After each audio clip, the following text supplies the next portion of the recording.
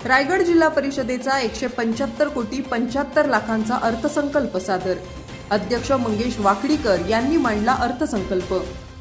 रायगड जिल्ह्यातील शेतकरी, पददलित समाज, महिला, अपंग आणि सर्व थरातील घटकांचा विकास करण्यासाठीचा सन 2026-27 या आर्थिक वर्षासाठी जिल्हा परिषदेचा 175 कोटी 75 लाख 22,000 रुपयांचा जिल्हा परिषदेच्या इतिहासातील विक्रमी मूळ अर्थसंकल्प जिल्हा परिषदेचे अध्यक्ष मंगेश वाकडीकर यांनी शुक्रवारी दिनांक 27 मार्च रोजी सादर केला। मागील अर्थसंकल्पापेक्षा या अर्थसंकल्पात 89 कोटी 89 लाख 37,000 रुपयांची वाढ करण्यात आली आहे। जिल्हा नियोजन भवन इथे शुक्रवारी जिल्हा परिषदेच्या विशेष सभेचं आयोजन करण्यात आलं होतं। या सभेत अध्यक्ष मंगेश वाकडीकर यांनी अर्थसंकल्प सादर केला। जिल्ह्यातील आर्थिकदृष्ट्या दुर्बल घटक, महिला, शेतकरी, अपंग, आदिवासी तसंच मागासलेल्या समाजाच्या उन्नतीसाठी योजना, ऐतिहासिक वास्तूंचं जतन तसंच जिल्हा परिषदेच्या योजनांचा लाभ तळागाळातील घटकांपर्यंत प्राप्त करून देऊन विकास साधण्याचा प्रयत्न अर्थसंकल्पाच्या माध्यमातून करण्यात आल्याचं मंगेश वाकडीकर यांनी यावेळी स्पष्ट केलं। या सभेला जिल्हा परिषद उपाध्यक्ष मधुकर पाटील, महिला आणि बालविकास सभापती राधिका केणी, समाज कल्याण सभापती नारायण डामसे, सभापती चंद्रकांत कळंबे, सभापती विकुंठ पाटील यांच्यासह जिल्हा परिषद विविध विभागांचे अधिकारी, जिल्हा परिषद सदस्य उपस्थित होते। या सभेला जिल्हा परिषद उपाध्यक्ष मधुकर पाटील, महिला आणि बालविकास सभापती राधिका केणी, समाज कल्याण सभापती नारायण डामसे, सभापती चंद्रकांत कळंबे, सभापती वैकुंठ पाटील यांच्यासह जिल्हा परिषद विविध विभागांचे अधिकारी, जिल्हा परिषद सदस्य उपस्थित होते।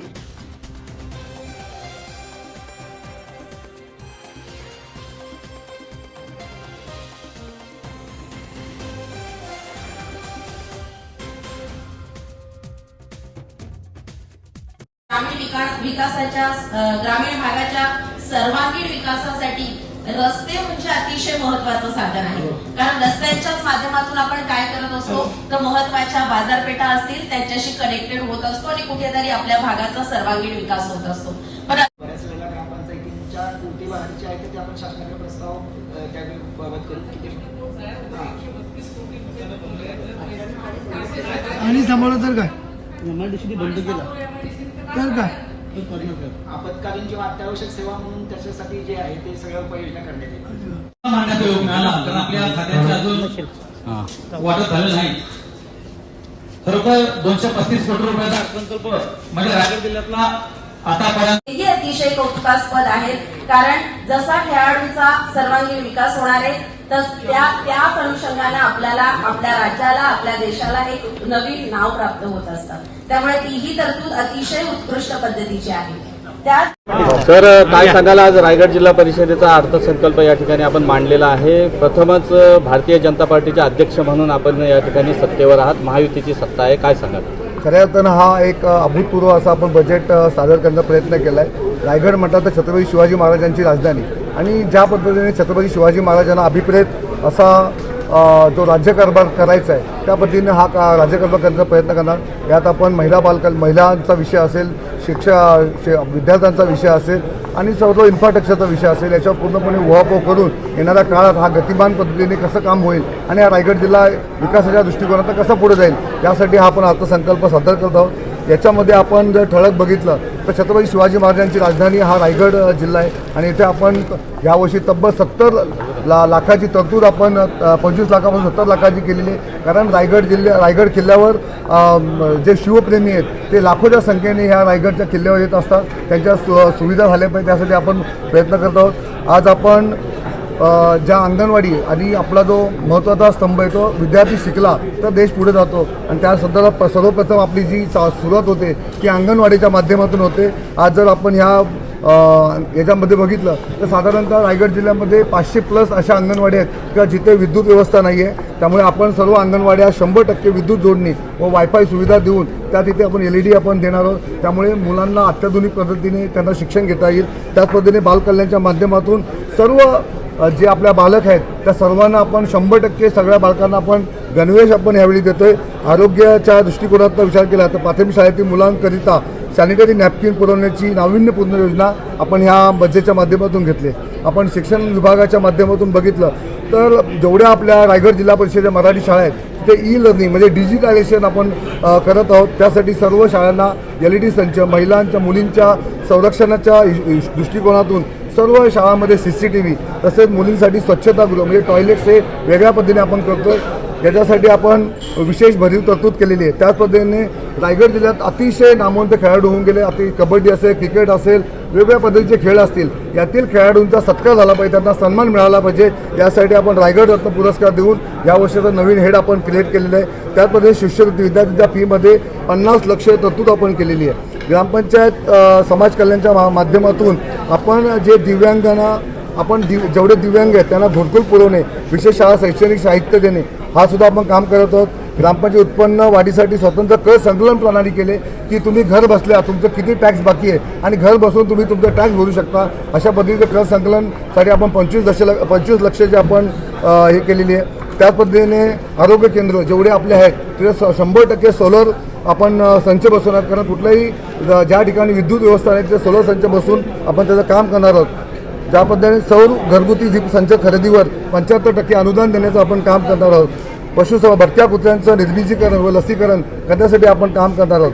आज रायगड जिल्हा प्राथमिक शाळांना सोलर सिस्टीम व CCTVसाठी 1,39,00,000 रुपयाची आपण आज तरतूद केलेली आहे. रायगड जिल्ह्यातील क्रीडा निपुण दाखवणाऱ्या खेळाडूंना रायगड रत्न पुरस्कारसाठी 15 लाखाची आपण तरतूद केलेली आहे. जिल्हा स्तरावर आरोग्य मेळावे घेऊन आज महिलांसाठी जे चांगलं आपल्याला महत्त्वाच्या गोष्टी असतील त्या आपण याच्या संदर्भात करत आहोत. श्वान दंश, सर्पदंश व विंचूदंश लस व औषध खरेदी यासाठी 20 लाख रुपयाची आपण तरतूद केलेली आहे. कृषी विभागासाठी पण आपण चांगल्या योजना आणल्या. समाज कल्याण विभागासाठी आपण ह्यावर्षी 31 कोटीची एक मोठी तरतूद आपण केलेली आहे. न भूतो न भविष्यती 175 कोटीचा आपण अर्थसंकल्प मांडला आणि तो अंतिमतः 235 कोटीपर्यंत जाईल अशीच आमची भावना आहे. ज्या पद्धतीने देशात नरेंद्र मोदी साहेबांचं काम चालू आहे, राज्यामध्ये देवेंद्र फडणवीसांचं काम चालू आहे, त्या धर्तीवरच रायगड जिल्ह्यात काम करण्याचं आम्ही मानसिकता आपली आहे. फक्त शेष फंडावर अवलंबून न राहता केंद्रात आमचं सरकार आहे, राज्यात आमचं सरकार आहे आणि तिथून निधी आणण्याचं काम आणि करण्याची ताकद ही आमच्यात आहे. आणि येणाऱ्या काळात रायगडमध्ये मोठा निधी केंद्रातून राज्यातून आणून या रायगडचा सर्वांगीण विकास करण्याचा आम्ही निश्चित प्रयत्न करू.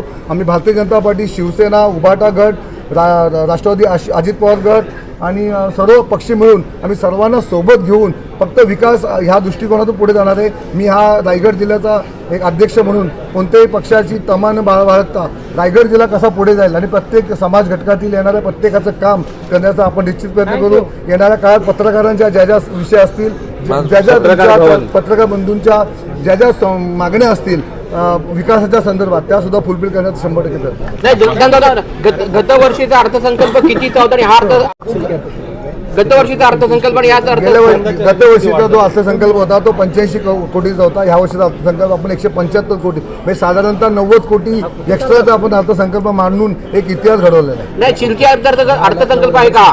10,90,000 शिल्कीचा अर्थसंकल्प आहे.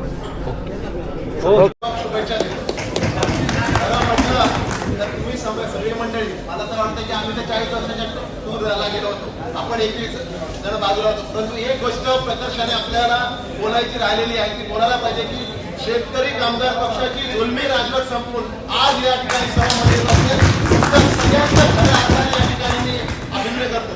खरं म्हटलं तर आता याच्या पुढे ही जिल्हा परिषद जी आहे ही जिल्हा परिषद ठेकेदारांची राहणार नाही. ही जिल्हा परिषद महिलांची, ही जिल्हा परिषद शेतकऱ्यांची, ही जिल्हा परिषद कष्टकऱ्यांची, ही जिल्हा परिषद तरुणांची राहणार आहे. आज जो अर्थसंकल्प सादर केलेला आहे गेल्या अनेक वर्षापासून ज्या लोकप्रतिनिधी अर्थसंकल्प सादर केलेला आहे तो जवळपास 70 ते 75 कोटीच्या आसपास आहे. आणि आज आपल्या सन्माननीय अध्यक्ष वाकडीकर साहेबांनी 175 कोटीचा अर्थसंकल्प सादर केला आहे. खऱ्या अर्थाने महायुतीचं शासन हे कसं सुशासन आहे हे आज या अर्थसंकल्पाने दाखवून दिलेलं आहे. आपण सर्व मंडळी या अर्थसंकल्पाला खऱ्या अर्थाने पाठिंबा द्या आणि हा अर्थसंकल्प मंजूर झाला असं या ठिकाणी मी जाहीर करतोय. त्याचबरोबर सगळ्यांना अशी विनंती करतोय की 7 तारखेला आपण पुस्तकं सगळं भरून या. आपलं मेरा नंबर कब आएगा असा वेळ येणार नाही, त्यावेळेला तुम्हाला नक्कीच चान्स भेटेल. परंतु सर्व समाजातल्या मंडळींना मी सांगतोय की एक गोष्ट प्रत्यक्षाने सगळ्यांनी जाणून घेतली पाहिजे की या सर्व सदस्यांचा, सर्वसामान्य सदस्यांचा मान सर्व प्रशासकीय अधिकाऱ्यांनी राखला गेला पाहिजे. असं नको व्हायला बाबा सदस्य तिथे, आमदार तिथे आणि उद्घाटन करायला पशु वैद्यकीय कोणतरी वेगळंच जाते. अशा पद्धतीचं कामकाज नाही व्हायला पाहिजे. प्रत्येक सदस्याला मान सन्मान दिला गेला पाहिजे. त्याच्या मतदारसंघामध्ये जी जी काही गोष्ट होईल त्याला सांगितली गेली पाहिजे आणि त्यांना विश्वासात घेऊनच त्यांना जायला पाहिजे. तरच खऱ्या अर्थाने सुशासन येईल असं या ठिकाणी सांगतो.